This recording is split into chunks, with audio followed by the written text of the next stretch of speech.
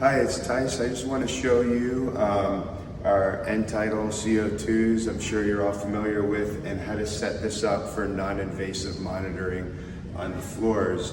There's a lot of nuances, so I just want to show you the different keystrokes just to kind of freshen you up, or if you're new to this, familiarize you with the setup. As you probably know, we have a couple of these on every floor. And then we have a batch of them currently in our equipment room. However, we're considering a separate spot over in the main hospital where we can keep our stock more readily available. So let me just show you now how to set one up and link it to Tele. Okay, you would pick the room number here, top right, care unit and bed tab, and then you see here the unit. Say we're on 6 West, and then you would pick the bed that you want to be in, 629. So what you want to do is immediately call Tele now to pair this patient with their screens. The Tele number is 5577, and you would just say you're pairing an N-Tidal CO2, room 629, and they'll know what to do so that their screen is showing the right information and we're monitoring the patient throughout the night. It's the same when you break it down, you have to follow the same steps in reverse. So if you're gonna pull this out of the room, slow your roll and go back in here and go back to the care unit, and you're gonna want to change this bed name to Rover. And you see Rover right here.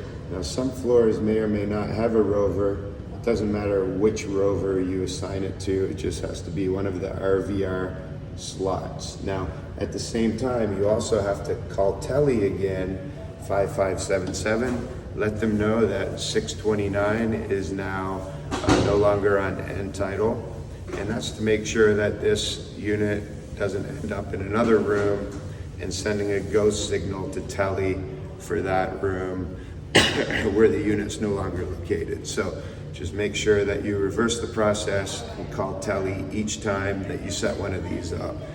And then just one little other function I want to show you. If you see, here's where the N-Tidal shows. If the patient's going to the bathroom, you might want to mute it. So you would hit here. And there's a button that's kind of grayed out that's called Deactivate Apnea Alarm. You could hit that button. And this is a safe button, meaning that as soon as the patient puts their cannula back on and the number starts registering, it will start monitoring again without you having to reactivate it. If ever this panel is not showing here for the N-Tidal number, then you will want to know that you can go into monitor setup, screen setup, top one, and you want to scroll down here and I missed it. And make sure that the N-Tidal CO2 boxes are checked, and then you should have it appear over here.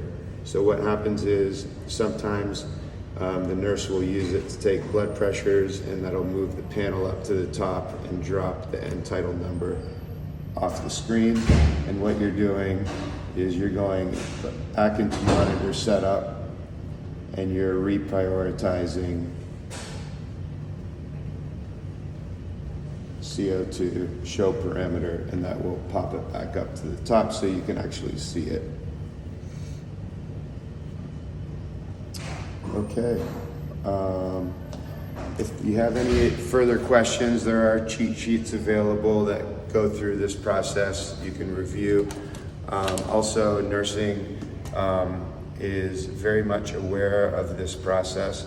Some of the newer nurses might not be as much, but there should always be resources on the floors that can kind of help you with the setup of these. And then if you have any additional questions, please reach out to myself, Katrina, Chuck, and we'll do what we can to support you. Thank you.